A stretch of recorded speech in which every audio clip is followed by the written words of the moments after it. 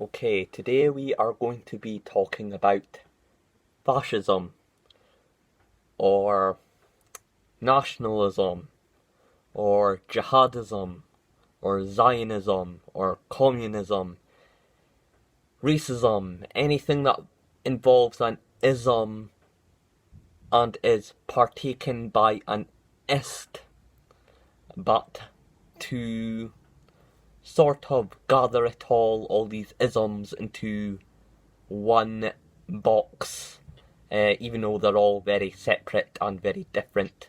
But just for the sake of simplicity of understanding this video, I will just round all these different sets of ideology under as fascism. Not that I'm calling all these other groups fascist, but it's just that we hear the word fascist more, so just for simplicity's sake, okay? So don't think that if you're a communist, I'm calling you a fascist, okay? I'm not doing that. I'm just saying, why are ideologies that involve any type of ism sexy and attractive? And I'm going to answer that question. And I will do it with fascism simply because that's the most talked about one. Okay, so what makes fascism sexy? What makes it cool? What makes it trendy? And you're saying, why isn't fascism evil? Because we have to realise that fascism obviously does have a sexy element to it. That's the reason that it gains ground and holds power in the first place. Because people make you want to think that these things are evil, these things are demonic, you should stay away from these things, oh wow, it's scary, it's dark. And when you do this, you make it look mysterious, you make it look cool, you make it look dark, you make people curious about it, you make people want to dwell more into it. For example, after 9/11 and when radical Islam during the early 2000 Bush era, there was all this Islamic panic. We actually seen a rise in more Islamic converts in the US. So this actually, when you try to demonize something, you shockingly make it more cool. It's like with drugs, you know. You like demonize drugs and then all of a sudden the drug rates go up, you know. It's like people are just curious about these things, and when you tell people these things are bad and these things are evil, and it just does the opposite effect, you know. And the only way to beat a racist, a sexist, a white supremacist is to think like them, and to think, why do they have these thoughts? Instead of just screaming racist, thinking that acts as a shield and acts as a bullet and will defeat your rival's argument, lazily shouting racist at a fascist, hoping that he will die, debunking what he is saying is not going to work. You are going to have to understand why these people think the way they do in order to negotiate with them. And a lot of people say, we do not negotiate with terrorists. Well, how are you going to get shit done if you don't have dialogue with anyone? If you don't hear other people's perspectives and things? It's all about creating dialogue, understanding other people's ideologies, their belief systems, the way they think, why they do what they do. Do they feel marginalised? Do they feel pressured? Do they feel cornered? Is that the reason they're doing what they're doing? You know, think about that for a minute. You know, are they being brainwashed by someone? Who knows? And I think Hollywood does a lot in creating, you know, this dilemma of, there's just things are just bad guys. You know, every superhero film, the bad guy is just totally boring. It's like nobody's that evil.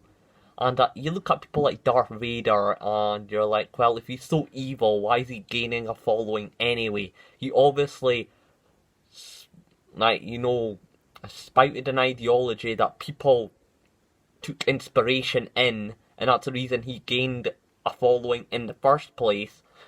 But Hollywood do a lot of saying, things are just evil because they're evil. There's only bad and there's good. However, I believe more of the yin-yang philosophy.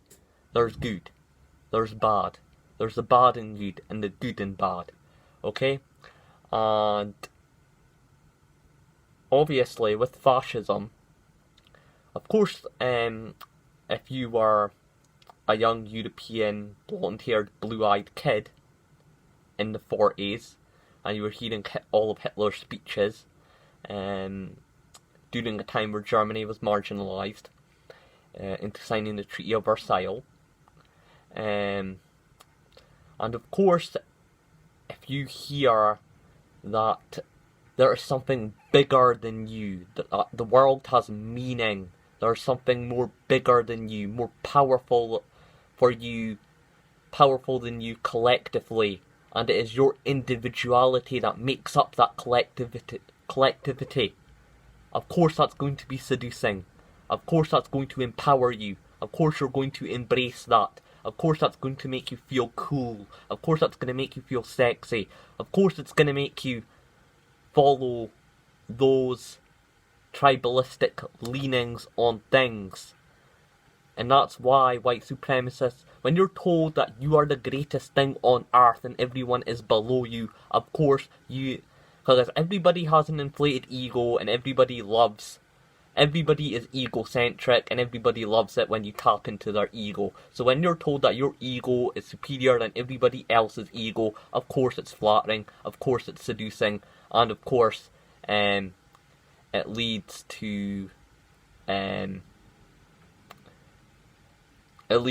you joining all these movements, because it gives the individual an importance into a collective much bigger than himself. However, if it wasn't for his own individuality, that special collectivity wouldn't have existed in the first place. So yeah, that's just a quick video. This is why you have to put yourself in other people's positions, so then you can counter them and counter challenge them. For example, I said about Germany and white supremacy. Well, look at Israel and Jews. The Jews are the God's chosen people of all other people. You know, everybody does this. Everybody wants to feel. Humans put themselves in social orders.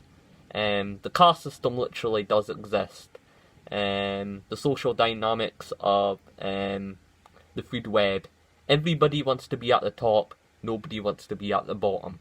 And in order to negotiate with these people, instead of just calling them racist, instead of just branding them off as just dark and evil, you have to put yourself in their position. You have to create a dialogue with them, negotiate with them, understand what they understand, feel how they feel, and then once the dopamine and the testosterone high is over and they're more back into sobriety, then you can talk to them about logic, reason, and evidence. And that is how you defeat any type of ism and ist, and not just crying in a hissy fist and being emotionally reactive, because that will not work. So anyways, I will see you in the next one. Peace.